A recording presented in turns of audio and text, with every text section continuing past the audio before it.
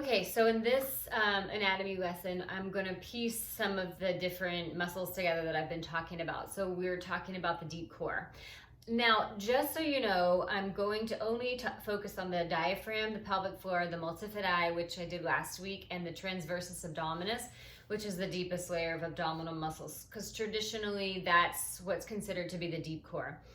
If you remember, or if you've been watching these videos, a few weeks back, probably around episode 3 or 4, I talked about the psoas diaphragm connection. For me, that's also a component of the deep core, but it's not. It's a different aspect. It's a different component.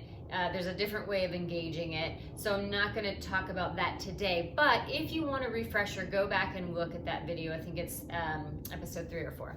Okay, so the deep core. So let me just explain, right? We hear a lot about the core, right? But so many times if you have back pain, if you're recovering from surgery, or you go to your doctor, or you're just feeling neck pain as well, or chronic pain in general, and somebody suggests, oh, do core work, right? So when we traditionally think of core work, we're always thinking of the abs. And yes, that's part of it. We do really need to engage the abdominals because aside from just looking cute, they are really important for protecting and mobilizing your spine. That's functional movement that the abs do.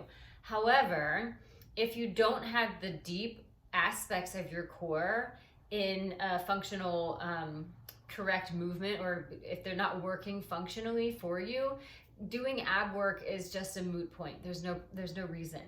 So the deep core is comprised of these 4 different muscle groups: the diaphragm, the pelvic floor, the multifidi on the spine, and the transversus abdominis, the deep layer of abdominal muscles. What those 4 groups do is they protect the neutral spine. They support and protect your neutral spine. And if you remember, the neutral spine is when all of your natural spinal curves are present. So when that natural spinal curvature is protected muscularly, you can then move your spine in any direction you want in a healthy, pain-free way. So the diaphragm, if you remember, is up here inside the rib cage, shaped like a dome or a jellyfish. On your inhale, it contracts and slides down the spine. On your exhale, it domes up into the rib cage. By the way, every muscle that I'm covering now has its own video. So if anything is, I'm talking about this and you're like, wait a second, I need a refresher, just go to my YouTube channel, check it out. You'll find a tutorial link to each muscle group. The pelvic floor is that group of muscles at the very base of the pelvis. I think that was in last week, 2 weeks ago video. And it is connected to the diaphragm. So on your inhale, it widens and slides down. And on your exhale, you lift the pelvic floor muscles, pulling the pubic bone and spinal bones together, and lift the contents of the pelvis up. Yeah. I always think of the pelvic floor and the diaphragm as jellyfish swimming in the water together. So that is more about the relationship between the breath and the motion of the pelvic floor and the diaphragm. So it's the relationship between those 2 muscles that's more important than actively engaging one or the other. And the multifidi I covered last week are the very small, tiny bones interweaving your spine together. And what they do, if I'm folded over, for example, if I spend a lot of time in a seated position on the computer, the multifidi is what brings my posture back into that neutral position. Yeah. And then finally, the transversus abdominis starts on the spine, wraps around to the front, and connects to this wide piece of connective tissue in the front of the belly. That is your deep layer of abdominal muscle. When it is engaged, it protects and supports and strengthens the neutral spine. Fun fact about the transversus abdominis, shortened to be called the TVA, it interdigitates, meaning it connects like little fingers, to the diaphragm on the sides and sort of into the front. Yeah. So the movement of the diaphragm, the way you're breathing, actually really affects how you can engage this deep supportive muscle.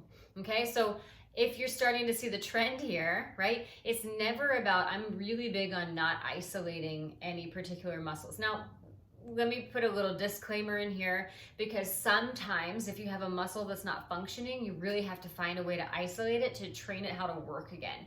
But as soon as you do, you then need to figure out its relationship to other parts of the body, other pieces of the body, because that's how you're going to make your body movement more whole and more functional. Yeah. So in the deep core, it's not about just these 4 muscle groups engaging. It's about their relationship to one another, right? So I stack my spine with the multifidi. I breathe with the diaphragm, and I connect to the pelvic floor and the transverse abdominis with my breath. Yeah. So I always, when I'm teaching this motion, people always say, oh, there's so much that I have to think about.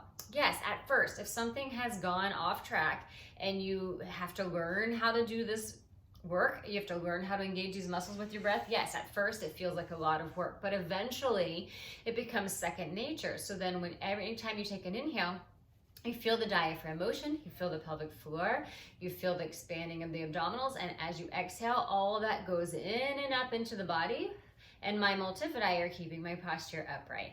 Yeah.